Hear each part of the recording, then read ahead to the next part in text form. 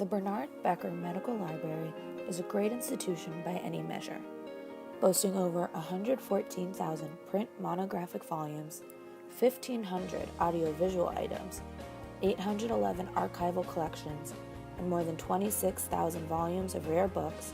It contains some of the most important and relevant medical and historical records in St. Louis and even the world.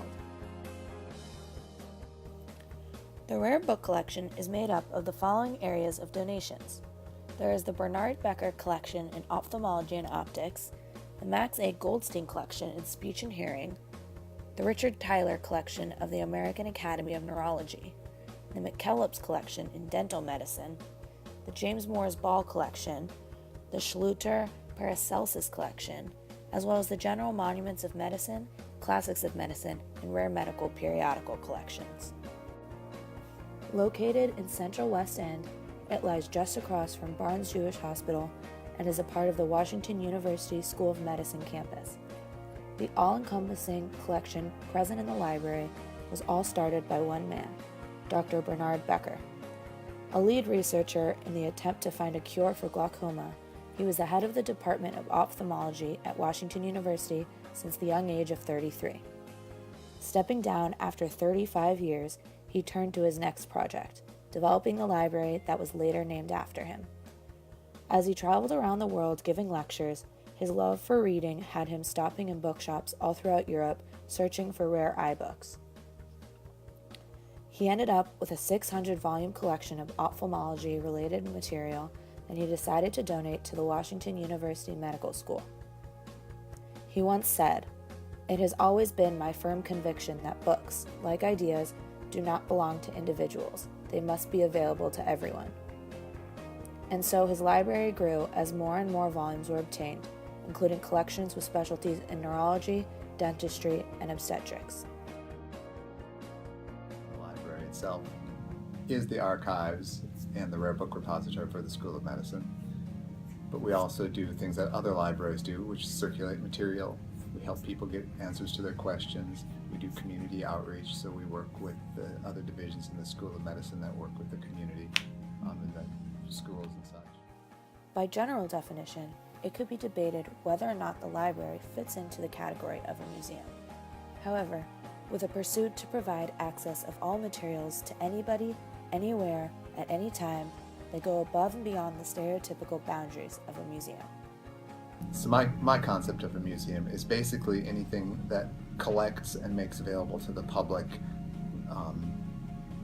things relative to history or to a particular subject matter, so it doesn't need to be historical really, it just needs to be a collection of things that may be of interest to someone.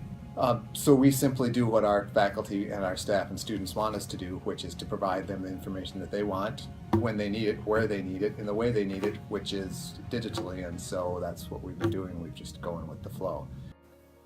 While the advancement of technology has impacted many libraries and museums greatly, the Becker has been on the side of technology the whole time. Always looking for the best route by which to spread information to students and researchers, the library expanded online, adding in over 6,000 electronic journals as well as scanned copies of books. So here's where the difference between the humanities library and the medical library come into play. Biomedical literature has been moving toward all electronic for over 20 years. And so really in the 90s we began the wholesale migration to digitize content. Our research faculty over here don't want to see paper so much. They just want what's in the paper, the content of it. And so today we have 6,000 journals that are available electronically, right? Mm-hmm. We're taking paper out of the stacks because we don't need it anymore. While these newer offerings make it easier for the information to be available, there is still a basic preserved value of museums and libraries concerning actually seeing the object in person. I think that digital surrogates, they're definitely incredibly useful, especially for researchers who are from far away. I mean, now you can go to all of these libraries in Germany or even at the Library of Congress, and you can look at an old book and you don't have to physically travel there in order to look at it. But I mean, I think that physically experiencing a book that is several hundred years old is important. And when you see students come here, one of the things that they really like is that they can see the book and they can touch the book. And I don't think that that's something that you can necessarily discount, because it makes you feel connected to history in a way that you don't get through just a physical surrogate. Along with important items in the rare book collection, such as original copies of Vesalius's Fabrica, the more overlooked section of the library, the archives, are home to very important documents. Containing Nobel Prizes won by Washington University faculty, as well as letters from Thomas Jefferson and James Madison, the archival collection documents the development of medicine in St. Louis. While much of the information in this portion of the library isn't as fascinating to the everyday onlooker, it in fact holds information key to possible research projects of the future. On the archive side, the history is not always politically correct.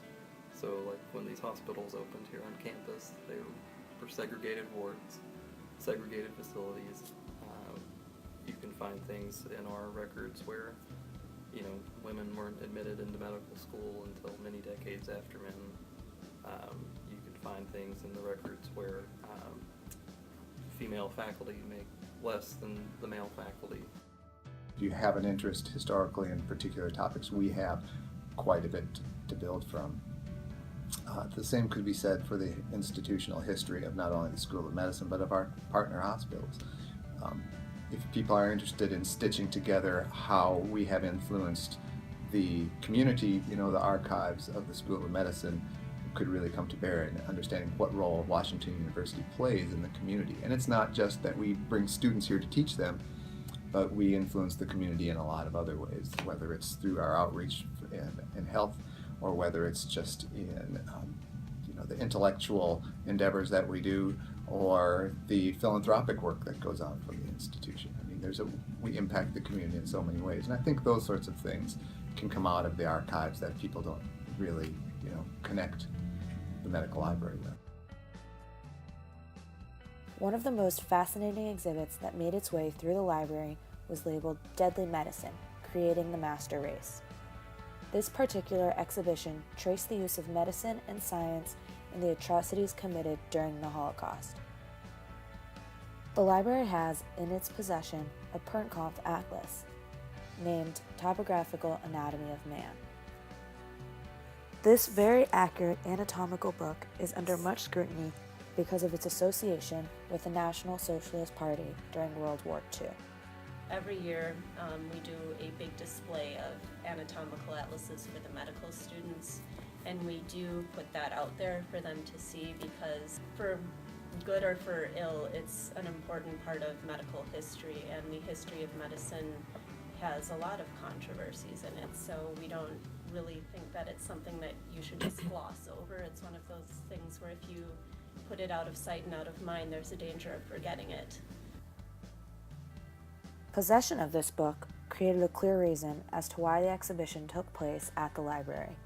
It was presented as a service to students in the medical school, showing and warning them about abuses in medicine and how these terrible things actually happened.